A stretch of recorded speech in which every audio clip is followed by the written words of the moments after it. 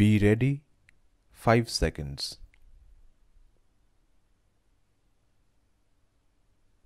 Yes, sir.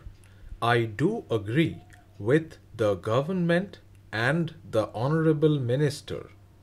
The fact that there was an emergent situation due to the COVID 19 pandemic that resulted in lockdown. This ordinance was promulgated on 31st of March 2020. Relaxation to certain provisions of the Act specified in the ordinance related to direct taxes and indirect taxes is highly required as there is COVID-19 pandemic and an absolute lockdown was declared by the Honorable Prime Minister. The people in the country are not able to comply with the provisions of tax laws due to lockdown. Therefore, some relaxations or extensions for the compliance of various provisions of tax laws are highly essential, and hence there is a justification in the promulgation of ordinance. I think that this is the first time in the House I am justifying the promulgation of an ordinance because I fully agree with the government and the Honorable Minister that there are certain exigencies and an extraordinary situation prevailing in the country because of the COVID-19 pandemic, whereby the people are not able to comply with the provisions of both direct taxation and indirect taxation laws. But what is my objection, sir? I do have a very strong objection to certain provisions in the ordinance. I would like to highlight it. The ordinance makes substantive amendments to 8 different acts.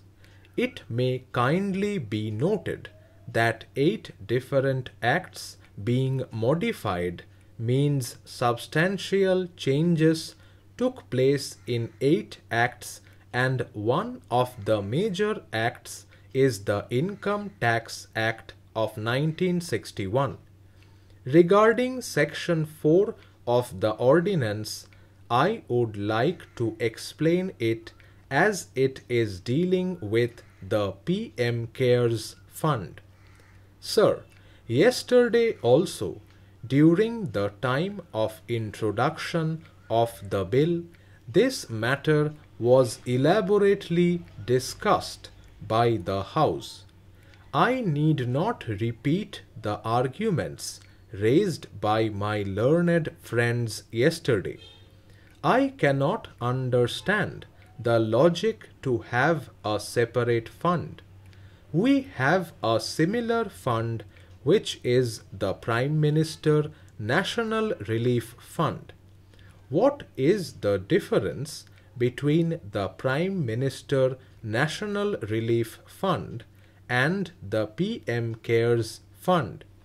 Further, this fund is exempted from the Comptroller and Auditor General, which means there is no CAG auditing, for which no reason is stated either in the bill or in the ordinance. Why is there no audit by the CAG? There is nothing mentioned either in the statement of objects and reasons or anywhere. What is the reason by which the government is evading the CAG audit? I would like to seek the clarification from the Honorable Finance Minister. Sir, both the funds have tax exemptions. What is the distinction? The main distinction which I would like to say as per my information is about the donation to PM CARES Fund counting the company's mandatory corporate social responsibility contribution.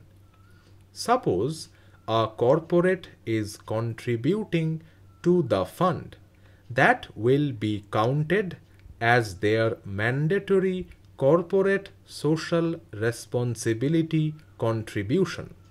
Suppose at the same time you are contributing to the Prime Minister National Relief Fund, it will not be counted.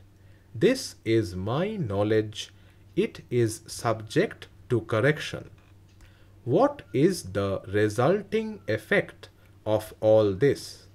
The companies are getting a double benefit of tax exemption.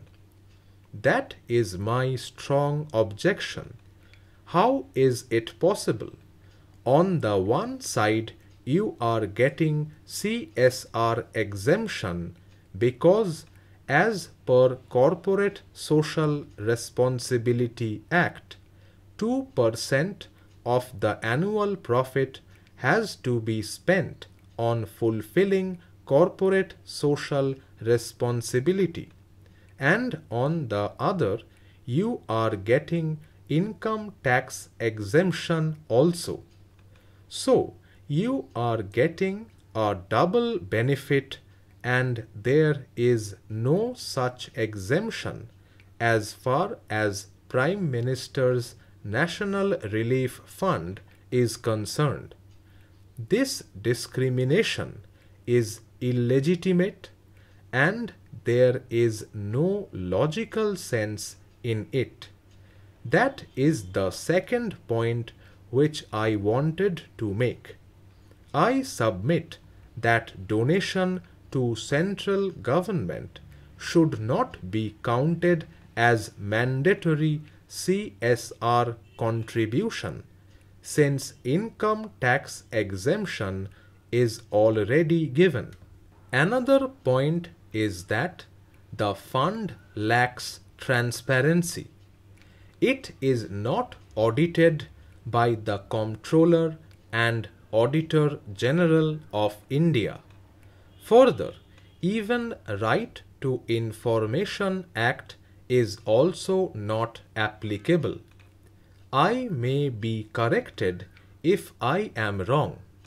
Many petitions have been filed seeking information on the total amount collected so far, the amount distributed so far, the norms and conditions based on which fund is disbursed, etc.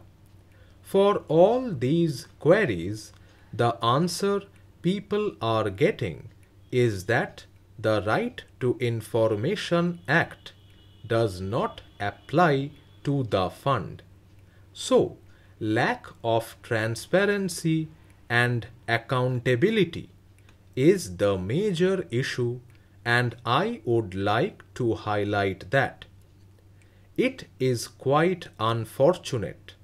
The fund coming into a controversy immediately after its commencement in itself is not a good signal for the fund. That is another point which I would like to make.